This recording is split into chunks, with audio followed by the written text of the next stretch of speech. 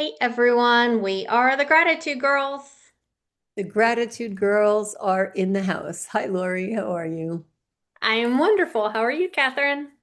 I'm great. I'm really excited about being live tonight with you, as both of us are our own guests on our show. So I'd like to say a few things to our visitors and to our viewers tonight if you're watching for the first time.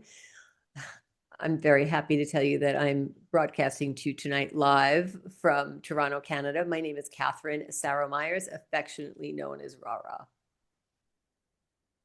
And I am Laurie Delk Radecki, and I am outside of Nashville, Tennessee. So tonight we're going to talk to you about interviewing each other.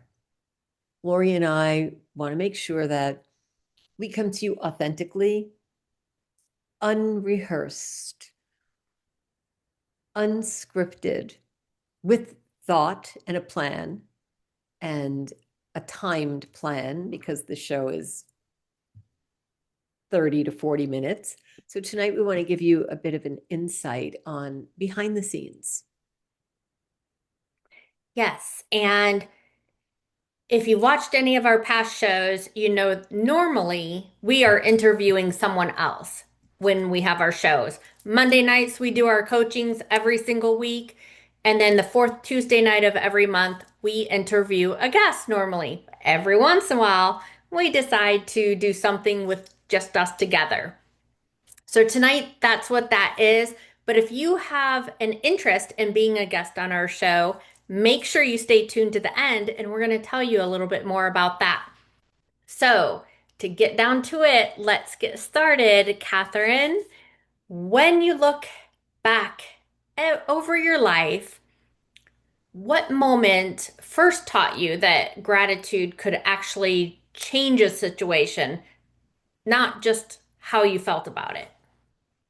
I'm thinking about when I was younger, like 13 or 14, and I was in school doing all the things that I was supposed to do. But maybe once in a while, I did something that I wasn't really authorized to do. And perhaps finding out that someone saw me. Maybe I went to the candy store or, some other lunch place, and I wasn't supposed to leave school or after school on the way home. Instead of going straight home, I made a stop somewhere with my friends and had something to eat. Nothing terrible, but still not something that I was, wasn't sanctioned to do that. You go home after school. So looking back at my life, I think that being able to have these conversations with my family and tell them that I did something that I didn't think was a good idea because either I thought they saw me or I was going to get caught, whatever the reason, or I just wanted to be open about it. I might have thought that my parents knew more than they did. So I was always a little bit nervous about, do they know I did that? Are they going to tell me or keep it to themselves? So I was grateful, and I still am, that I can have the hard conversations. Very good, very good. I remember my mom used to tell me, don't bother lying because you're not a good liar. Just go ahead and tell me. Right? So, the next question I have for you is I know you are so well known for helping people get to the root of things. You help people dig down deep and get to that root, to the main reason. How has practicing gratitude helped you personally navigate any seasons of confusion, disappointment, or even transition? Well, thank you for that. As you know, I've been married 5 times and 3 times to the same man. So, along with the bliss in loving the song, Here Comes the Bride, there has been some confusion and disappointment and transition and all of those things. And getting to the root, a good example would be marrying my husband 3 times, knowing that the root was that we should be together no matter what. Every single day for 16 and a half years, I told myself, today is the day that we would get back together. And believing in myself and believing that it was right, no matter what the circumstances were, I didn't let that adversity change, just like the story of the egg, the carrot, and the coffee bean. That adversity, the hot water, if you're a carrot, what happens to you. If you're an egg, what happens to you? And if you're a coffee bean, it blossomed. So I would say believing in myself and knowing that what I believed in was the right thing. That is incredible. And did y'all hear that? Like, how many things have you wished for, prayed for? You say your affirmations that you want to happen. Would you do it every day for 16 and a half years before giving up? Something to think about, right? So, my next question for you is you often say that gratitude is a leadership strategy, right? It's not just a mindset. So, for you, what does that look like in real life, like in business or in relationships? Thank you. I look for that, Laurie. I look for that in other people. I look to see, and sometimes people have a bad day or a bad year. I look to see if leading with gratitude, for example, instead of saying, here I am, I'm going to do this, leading with gratitude is stepping in when it's necessary, doing what is required, going above and beyond, under promising and over delivering. And I look for opportunities where I can be valued. And I also look to see if others are interested in that. Because sometimes when you're the only person carrying, all the purses or the bags or the suitcases, it gets heavy. So as much as I'm very happy to step in, it's nice to know that as a leadership strategy that I can recognize that in others around me. Very good. Yes, absolutely. And tell me what's one season or part of your life where maybe gratitude didn't come naturally, but you had to make a choice to choose it anyway, so that way it could change the outcome. Right. Well, again, I think when I was younger, much younger, being the youngest of three children, I wasn't always the most informed because I was the baby, as they called me. So I would say there were times that I got a little frustrated because I was the younger one, so I wasn't always included in things. So I learned very quickly how to figure things out like a puzzle. I would learn how to read lips, I would learn how to read between the lines. I became a very good listener. And sometimes I found that theatrics was very helpful. Very good. And it's funny because I don't think we talked about that ever because I'm the oldest of three children. So that's Mm-hmm. interesting. It's funny knowing someone almost 20 years and there's one little thing that you don't know about each other, right? But we've talked about a gazillion other things. But okay, so, and I know you are deeply intuitive and very visionary. So, how does practicing gratitude still help you to stay grounded, but while still dreaming big? Thank you. I like to share, I process by vocalizing. So every day, my husband and I, we have a meditation room in our house, whatever house we live in. Wherever we go, we create a meditation room. There is never an excuse like I wasn't at home, so therefore we couldn't do this. This form of meditation, this conversation, it happens wherever we are. So that keeps me intuitively in touch with looking at crystals, holding crystals, lighting a candle, sharing how we feel. Asking is now a good time to talk about how we feel. Having a very non negotiable time and space for us as a couple and for me to have recharged and regenerated cells in my body from my head to my toe, to have my heart feel light, to even appreciate if my heart does feel heavy at the moment, to be with whatever it is that I'm doing. So, non negotiable things that I know are good for us and me. That's awesome. And Kevin and I do that too. And in the same way too. And I'm so grateful that I got brought into and got to share that with you, with your husband, when I got to stay with y'all and got to have our coffee downstairs and your husband made coffee for both of us. And we got to do that all together. So that was so fun too. Yes. And so, I know you and I both have worked with so many different leaders and entrepreneurs and different groups of people, as well as coaching individual people. But what's one common pattern that you see that people might lack gratitude? And like, how do you feel like that affects their success? There's no other way to say it. Stuff happens to them and they're just chronically complaining. You may not like to hear this if you're one of those people, but if something's happening to you, it's happening because you're attracting it. So if for some reason you're lacking air in your tire, you will have a flat tire and not be able to go somewhere. If you're lacking food, you will be hungry. If you're lacking gratitude, it will affect you because you will not have it, nor will you be able to give it, and it will be very difficult to receive it. So, how it will affect success in anyone's life, stuff will happen and it won't be very happy or nice. Won't make you Yeah. happy or be nice. Right? And so, how do you feel that your own personal gratitude practice has evolved over the years? Like, is it different now than it was 10 years ago well, a little over 10 years ago when we started Gratitude Girls, or even 20 years ago? Yeah, I can talk about it from 55 years ago, 54 years ago. At the age of 13, I joined a spa. Now, I must have been 85 pounds. I don't even know. Maybe I wasn't even 85 pounds.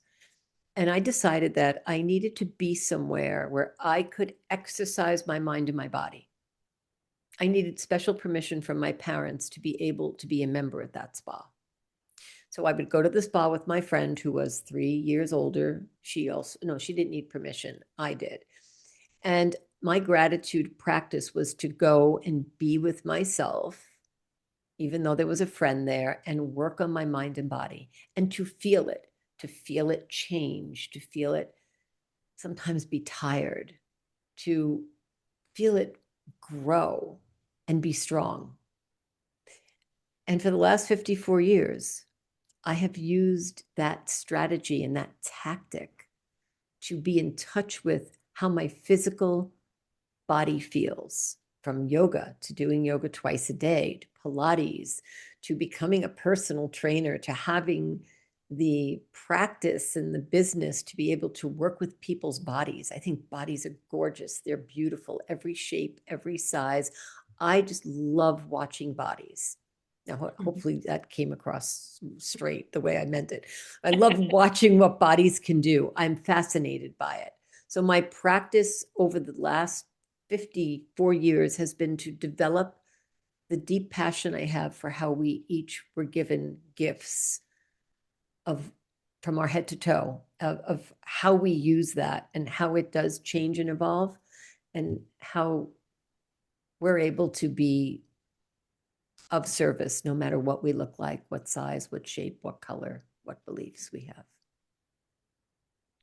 Very good. Yes. And so for someone that's watching tonight, like if they feel stuck or if they feel burnt out or maybe even discouraged, like how would you start off to encourage them to begin using gratitude without it feeling like fake or forced? Well, talk to us, number one. You have a toothache, you go to a dentist. Speak to the gratitude girls when you want to learn about gratitude and try not to complain. Talk to people who know what they're talking about and listen. Really listen to the experts about gratitude and listen to what Laurie and I have to say about that. Because if it lands in the right space and your mind is open, it could change the burnout, the discouragement, that stuck feeling by being open to one small shift. Yes, and so many times it's just that one small shift, right? It doesn't have to be a major thing, just like your GPS, right? If you're going somewhere, if you change it, like if you look at it on a compass where you're going on your GPS and you move it just 1 degree, how much off are you going to be, right? So a lot of times it's just that little 1 degree you need to scooch back into place. So, what role has gratitude played, do you believe, in our partnership as the Gratitude Girls? And why do you think this message resonates with so many people globally? We have unconditionally accepted our friendship and decided it was going to grow without limitation. And we have given each other, and we continuously give each other what the other one needs without any question. And I think this comes through over a camera. It comes through when someone's in the room. Maybe people don't even know or understand what it is that makes us so much alike. There are things that we couldn't even explain to people that we do alike without even knowing that about each other. And I think that this message resonates with so many people globally, because when you see something that looks good, you want to be part of it. And the world, the universe, Cody Bateman brought us together. 250 people chose us to stand on stage at that day, at that moment, to touch each other's hand and hearts, and to be partners, because somehow the universe knew that we needed each other. Yeah, absolutely. I totally feel that, right? And it surprises me so many times, even to this day, knowing each other almost 14 years later, and we still find out to this day more things that we have in common that we didn't realize, that we're constantly telling each other, twins, twins. So I have one more question. If you could leave our audience with one truth tonight, like just one reason that gratitude truly matters, what would that be? As long as we're breathing and we're alive, there's no reason not to have gratitude in our life. True, so true. That is so good. Thank you so much for sharing part of yourself with our listeners. Thank you. Those were not easy questions, I'll tell you, Laurie. They were definitely thought-provoking, and to our audience with absolutely no way of knowing what they were or time to even think about it. That was on the moment, on the spot, answering those questions. So I have a few for you. Okay. All right. So, with our audience, here's what I'd like to say as we're going to shift from Laurie asking me questions to me asking Laurie questions. Take a moment to take a breath in and let a breath out. We're going to shift to the next part of our show. All right, Laurie, I have with great pleasure the opportunity to ask you questions, and I'm so looking forward to your answers. I know that you have walked through both incredible success and deep personal loss. So I hope you don't mind me mentioning this. How did gratitude show up for you during seasons of your life when it didn't look like anything that you planned? Yeah. For me, gratitude wasn't about like just pretending that things were okay, right? Like everyone that knows me knows that I say all the time, positive mindset, think positive, or they tell me I'm overly optimistic. But during certain times of those seasons where things were going on and you couldn't do anything but cry in your bed sheets, it was a time of survival and faith. And those were where I looked at gratitude and thanking God just for my breath, for my strength, and for the ability to literally get up out of those bed sheets and take that next step for my children. Because I had to show my children that, you know, they're going to go through things in their life too. And they need to know how to react to it. You still have to live, you still have to go on, you still have to do things. And I learned that just, gratitude doesn't erase the pain, right? But it anchors you when you feel like everything else feels unsteady. It just helped become the bridge, like Kathryn says, and between grief and between hope, right? Thank you. Thank you for those of you who are watching tonight. Replay that answer when you have a chance. All right, Laurie, question number 2. You've built businesses for decades and mentored thousands of people. How has gratitude influenced the way that you lead, you coach, and how you build relationships? Hmm. Well, practicing gratitude, I believe, changed how I see people through the years. Because I don't see clients as transactions. Like they're not just dollar signs, right? I see them as relationships that they trusted me. When when people feel genuinely appreciated, they show up differently, right? Just like you and I show up differently, I believe, for each other. Because that gratitude builds trust, it builds loyalty, and it builds that long-term success. And so that's why I've had clients, I believe, that stay with me for decades. I've had clients that I've had that still call me to work with me for 30 years. Yes, listen to that. That's something. All right. Here's my third question for you. There's a practical, strategic side to you and a deeply faith-driven side. How does gratitude help bridge those two in your life and in your work? Well, it's definitely, if anybody wants to work with me, they have to know that I have very strong faith. And I'm going to talk about God. I'm going to talk about Jesus. I'm going to talk about prayer.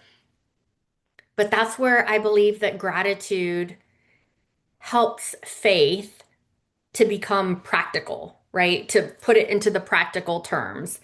It helps keep my heart right, to keep where I'm supposed to be, where I'm building, I'm scaling, I'm leading, but also that if you have strategy without gratitude, then that becomes egotistical many times for many people.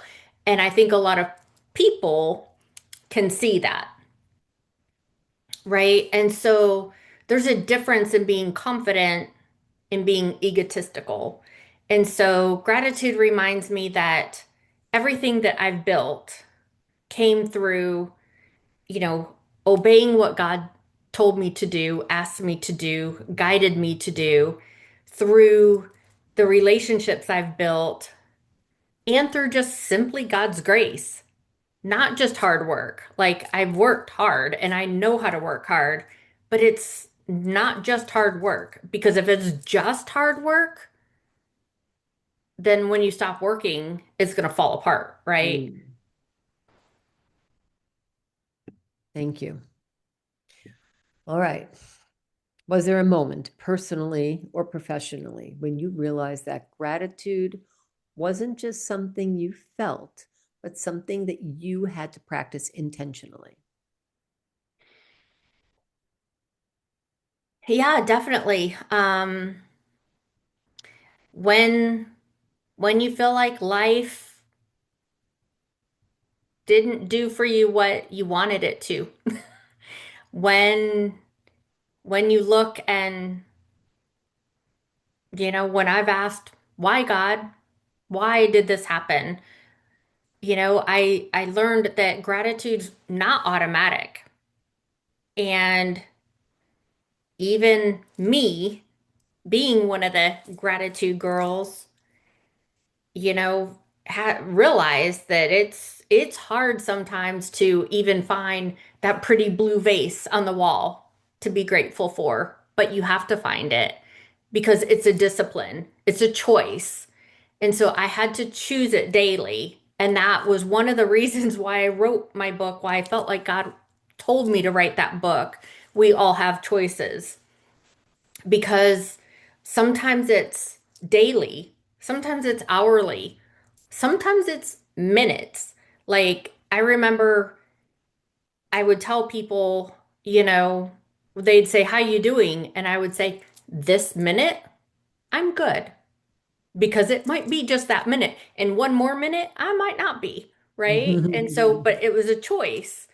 And so, but writing it in our book, speaking about it like we do on our shows and talking about it in all our coaching appointments with people and praying it, that intentional practice literally rewired how I thought, how I would lead people, but also how I personally responded to challenges instead of just reacting emotionally. Thank you. All right. I'm almost halfway through my questions, so they might get hard. As someone who is very systems oriented and result driven, as you are, how do you teach people to apply gratitude in a way that actually produces clarity, confidence, and momentum? Hmm. Well, we teach people, and I teach people that gratitude as a system, it's not just a feeling, right? So yes, I like systems in place. I like charts and organizing and everything. And that's it. Gratitude is specific. It's intentional and it's actionable, like thanking people properly, sending them a card because they didn't have to send you that gift, or they didn't have to tell you that compliment, or they didn't have to do that for you, right? So thank them properly and acknowledge that effort and celebrate progress, right? Like a lot of people through trying to climb that ladder of success, they forget to celebrate when they do have those wins, even if it's a small win, right? And I mean, even getting out of bed, making your bed, celebrate that, Yay, I made my bed. And so building rituals around that appreciation, that helps gratitude to become your part of your literally your daily rhythm. And when you do that, clarity increases and your confidence rises and then momentum follows. I love that, making your bed every day. There's so many things that I love what you said, but celebrate that because your body tells you that you've completed something and it will want to complete things. So as soon as you wake up and you make your bed, you've already done something. I love that. Okay, you've helped people rebuild after loss. You've helped many people rebuild after loss, whether it's grief or failure or burnout. How does gratitude play a role in healing and moving forward without minimizing the pain? Yeah, I never teach people to pretend it didn't hurt, right? Or to say it didn't happen, or to pretend that, yeah, it's gone. Because it's not gone, right? It's a chapter in our book. And so, but the thing is, we're going to move forward to different chapters in our book, and we're going to keep going through our book. We can glance back through our book for reviewing, but we're looking forward and we're writing forward in our book. And so gratitude says, I'm still here. Gratitude says, God's still working. And by doing that, it allows space for your grief but still creating that forward movement because you need to be walking forward, right? You always, life and us, our body is energy. So we can't just stand still. You're always moving. Energy's always moving. It's either going backwards or it's going forwards. So you don't rush healing, but you honor it. And so the gratitude helps that to be that gentle companion and helps to keep you walking forward and moving forward and taking those steps, no matter how big or how little they are. Right, everything is energy. What has gratitude taught you about resilience, especially during the times when you had to keep going for your family, as you mentioned, your faith, and your future? The biggest thing is, I think, just like I talk in my book about we all have choices, is it's taught me that resilience is being built simply one choice at a time. We make choices and then we make another choice and then we make another choice and then we make another choice. When you consistently focus on what's still good, what's still possible, and what's still meaningful, then you're not going to quit. And so gratitude helped to strengthen me when I had to be strong for other people when I literally still didn't feel strong for myself. You persevered. Gratitude Girls wasn't built as a revenue play. That was not in the cards, no pun intended, when we birthed Gratitude Girls, yet it's opened doors, relationships, and impacted globally. Why do you think that is? Yeah, I think one of the big things is when we came up with Gratitude Girls, we didn't know what we were going to do with it at the beginning, but we knew that there was a purpose and that we knew that there was a plan. And we built the company for service. We wanted to serve other people. We wanted to help people. And I believe that when your motive in your heart is pure, then that impact multiplies.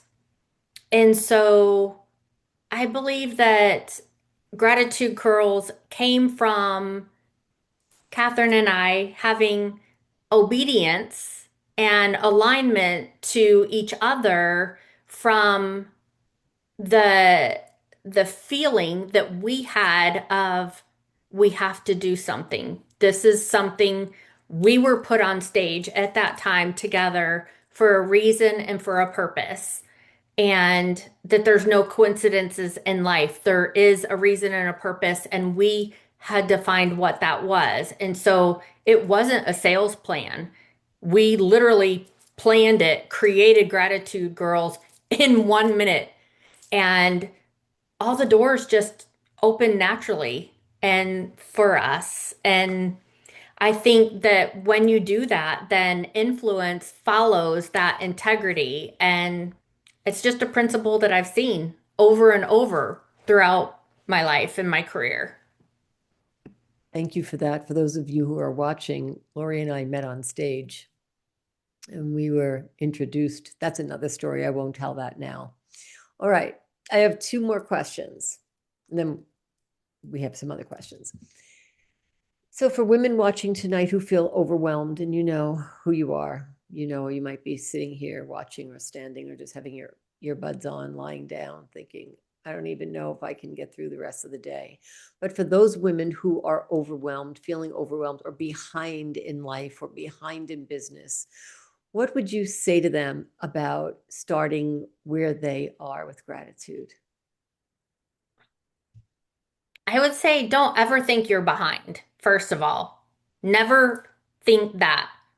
Think you're becoming because you're moving forward, right? So you're becoming. Start wherever you're at and just think about it. Just one grateful thought, one thankful prayer, or even one small win acknowledged. Like I said, Like I made the bed today. I will tell you a secret. Like sometimes I always make the bed, but I noticed sometimes, like, I wouldn't put the bedspread pillows on the bed. So I would make the bed, the covers, the sheets, all that. But the pillows were over on the side on the chair, and I just didn't put the pillows on the bed. And so the bed was half made. And so that and it would bug me, right? But I would still leave it that way sometimes. And I haven't left it that way in quite a while. But that exactly that when I started putting those pillows back on the bed too and fully making the bed, you bet I praised myself because it was a win. And so when you do that, your gratitude shifts that perspective, and perspective changes everything. And so that simple little thing made me feel so much better every single morning when I got up. And so you don't need a whole new life. You just need that new lens, right? Great point.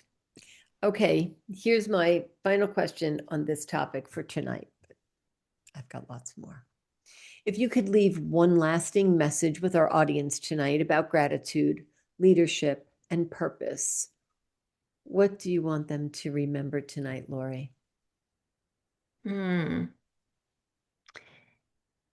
I would say just that gratitude, excuse me, isn't passive. It is so powerful. If you realized how powerful it was, you wouldn't dismiss it. You wouldn't not do it. You would make sure that you had the time. Just like you make sure that you have the time to brush your teeth, or you make sure that you have the time to fix your hair. You would make sure that you had the time to do gratitude because it's a leadership strategy. It's also a healing tool. So if you're not working for your potential for that next step, climbing that ladder, whatever, it's a healing tool to get through life. If you want to feel better, look better, be better, it's a healing tool. And it's a faith practice.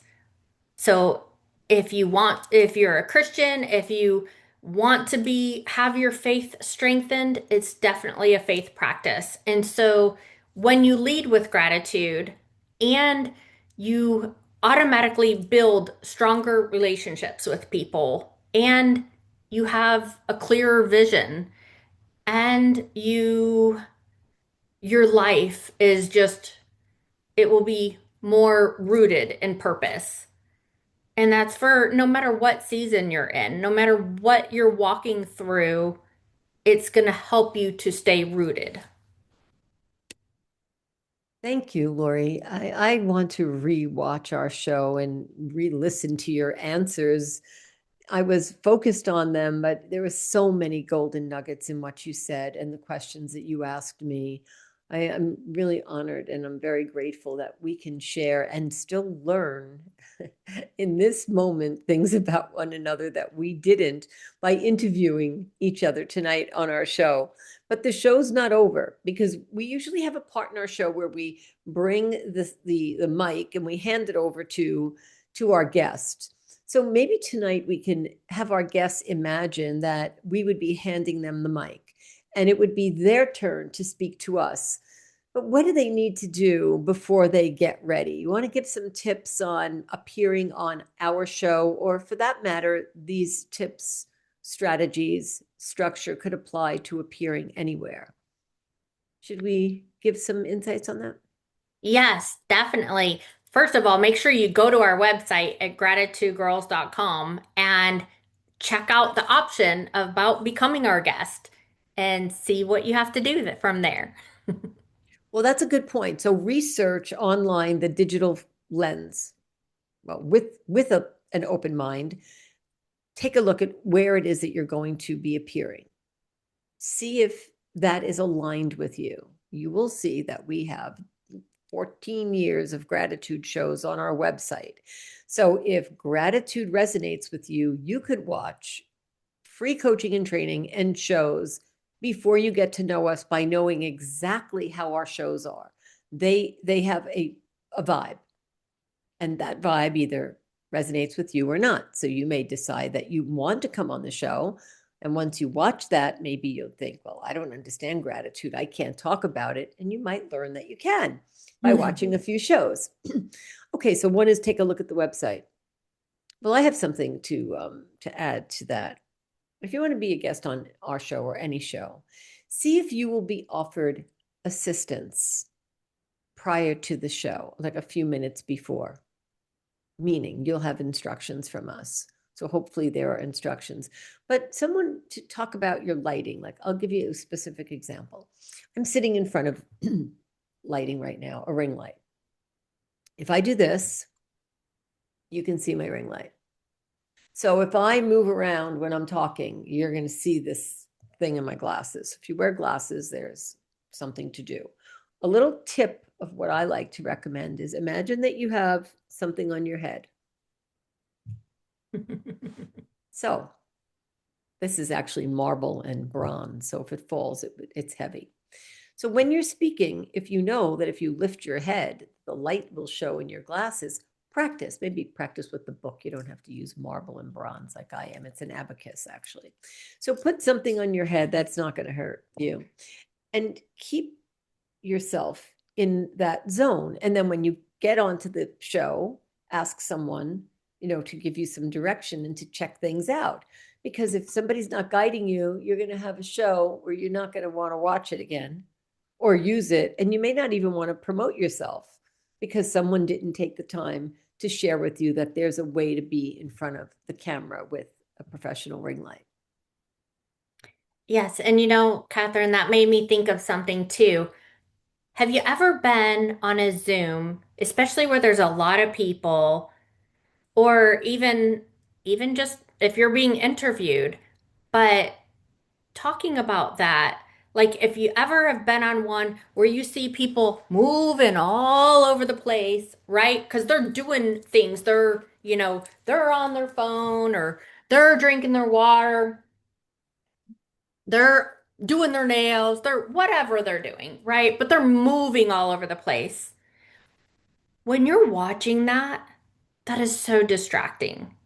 And it will literally, especially if they're walking, it will make me feel dizzy. Like I can't watch it. I'm like, why don't you have your camera off? So if you're going to be on, and especially on an interview, but on any type of Zoom, like have your camera on and be still. And like Kathryn said, pretend you have that on your head.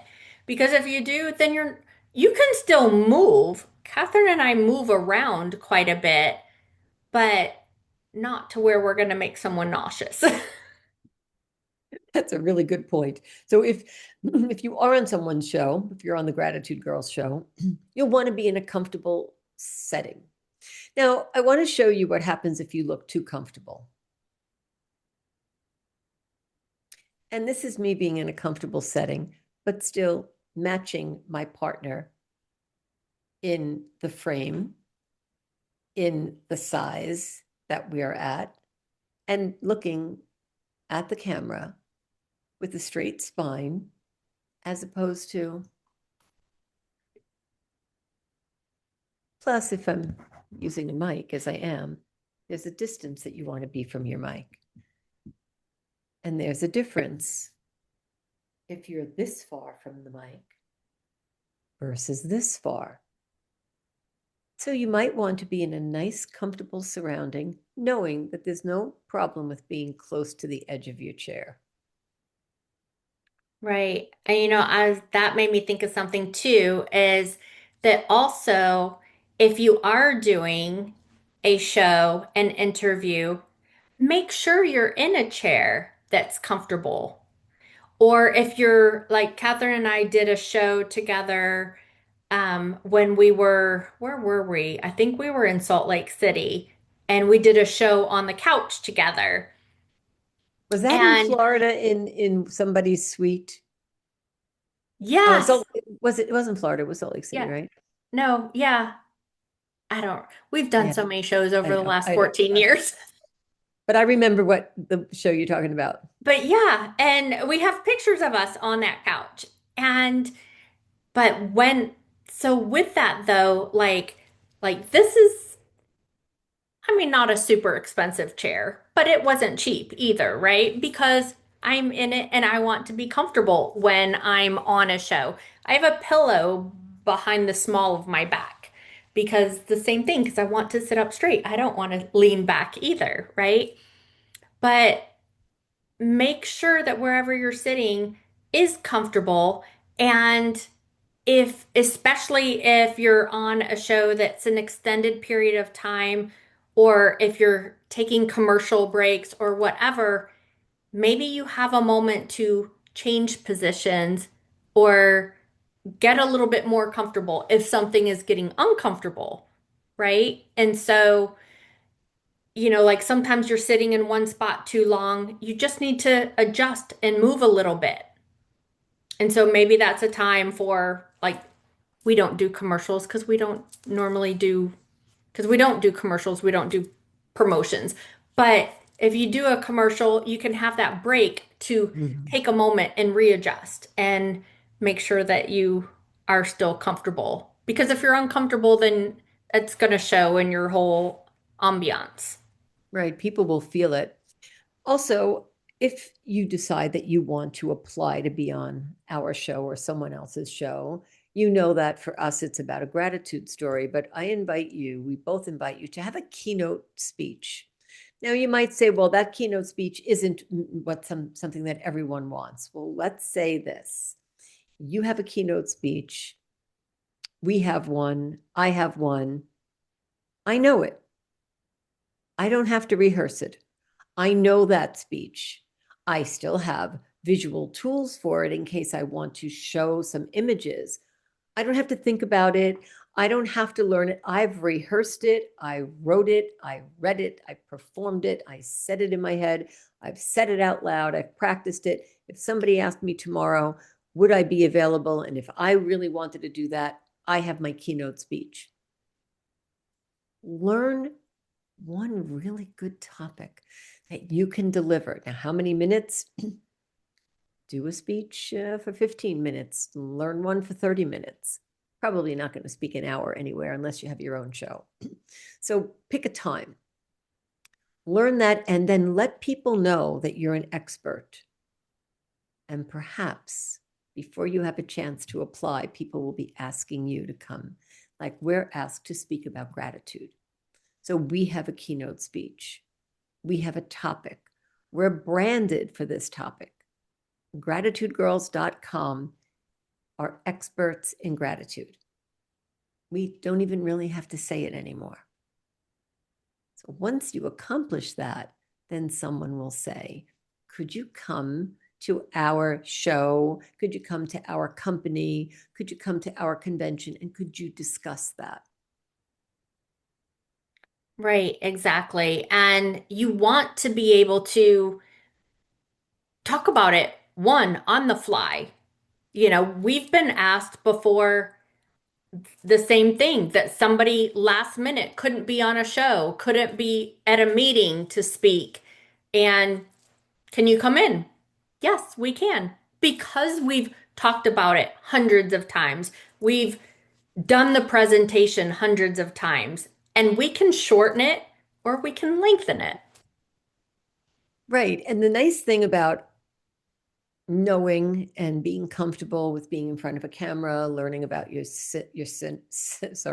surroundings, your scenario, I was going to say, and where you're sitting, and knowing that these are important things when you're on a camera, right? When you're on Zoom or any type of digital platform. I've been on Zoom. It's been very, very reliable for us. We both have. You know what to expect. If you step out of the Zoom room and you go into a live room, you want to know that you know how to dress and how to look so that when you are moving around, you don't have a wardrobe malfunction. That happened to me. I still have this beautiful butterfly top, and just the buttons, they close, but they don't really stay closed. So I moved, I was on camera. So and I won't wear that shirt in person. because even though I'll wear a shirt underneath it, if your shirt opens up while you're talking. So I layer it, I'll wear it as a jacket open because I know what it does. So when you are in person, pay attention to your clothes because a wardrobe malfunction might distract someone. A belt could fall off or a shirt can. Think about on camera in a Zoom room. I mean, I have Lululemon pants on, but I could have shorts on for all you know, right? And then when you're in front of a camera, you want to make sure that everything flows properly so that it looks good and it's flattering because sometimes stuff happens with clothing. Right, exactly. And like my mom used to always teach me, before you go out the door, you check yourself. You look in that mirror and you move different ways. Is it too low cut? Because when you Mhm. lean forward, somebody might see what they don't need to see, or same thing, something splits open somewhere, or if your skirt's too short and you're going to walk up on a stage, or you're going to sit on a stage. And how are you going to sit on the stage? Are you going to cross your legs? Are you going to cross your ankles? How are you going to sit and what's going to show?